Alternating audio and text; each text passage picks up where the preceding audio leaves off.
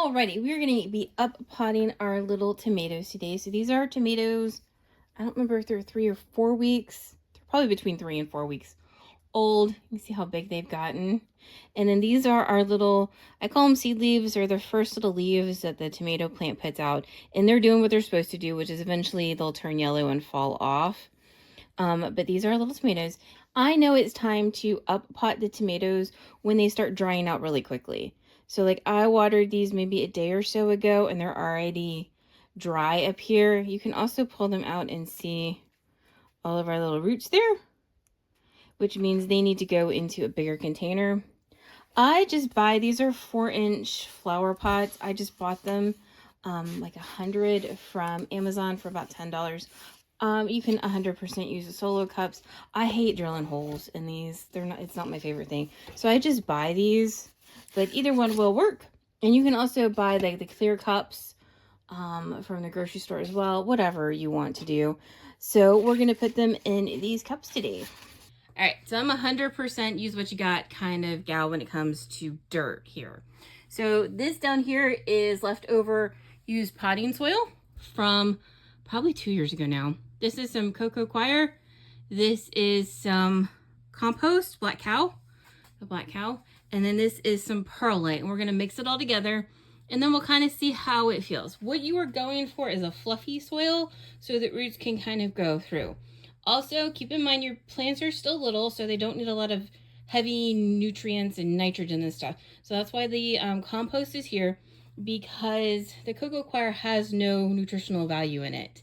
And the potting soil, the leftover dirt from 2 years ago, probably has little to no nutritional value at this point. So that's why we put in the compost. The compost is really gentle. And then the compost is really heavy for new roots. So that's why we are putting in our perlite as well. Also, don't breathe in your perlite. It's not good for you.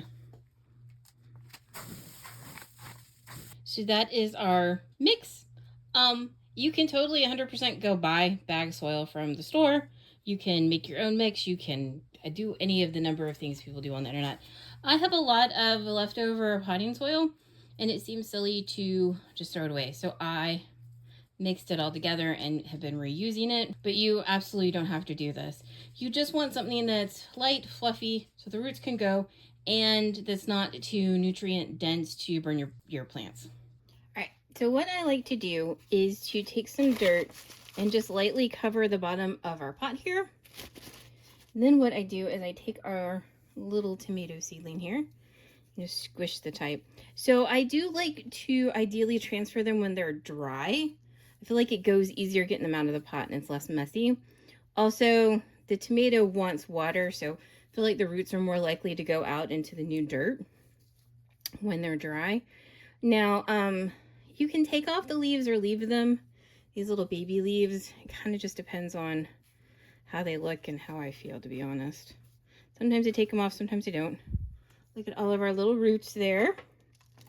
And then you're going to put it into the pot. So ideally, in a perfect world, you want to plant this as deep as you can. Tomatoes have the ability to grow roots anywhere along their spine, because technically I believe they're actually kind of meant to be more of a vine, but I don't know, just put them in the bigger pot is the bigger thing. I think sometimes people like to overcomplicate tomatoes and tell you to do all these things for them. So the big thing, big picture, get your tomato in the pot and then make sure you label them, because all of them are going to look the same.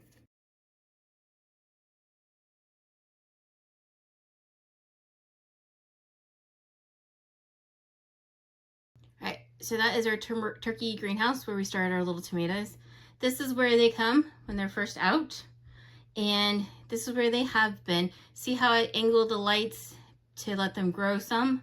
And then they're gonna go down to this bottom shelf here, where we're gonna have more room for them to get taller before they go outside. I watered them yesterday, so I didn't realize some of them were so dry.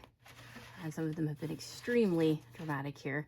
So that's why you've got to check on them every day, because they can get dry really, really quick. So I've put them in, these are more of the aluminum cook pans, and I put them in here with a good chunk of water here You can see it. And so what I'm going to do is I'm going to have them sit in here until the top of their pot is wet, so that I know they have as much water as they can handle. And then once we do that, we'll take them out of the water and let them sit under our grow lights. All right, those are all of our little tomatoes. They've been all up potted. They got a good drink of just regular water last night. And then I think probably next time they need water, we'll do another gentle fertilizer with the Miracle-Gro. And then any watering after that will just be plain water. And they'll probably be ready to go outside by the time after that. So at this point, I also put a fan on. It's just a tall, skinny, oscillating fan.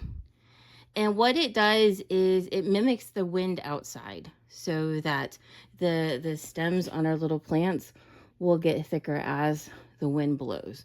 Now, a couple things to know about it. It also will help speed up evaporation. So do keep an eye out for the pots drying out. The tomatoes will be very dramatic and wilt for you. Also, it does help cut down on fungus and fungus gnats. So I just kind of, I don't know, leave it on and then I turn it off for a while, leave it on and turn it off for a while. I don't have a rhyme or a reason for it. But yeah, next time we probably will be getting these guys into the ground.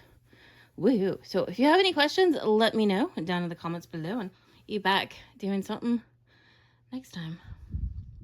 Thank you so much for watching.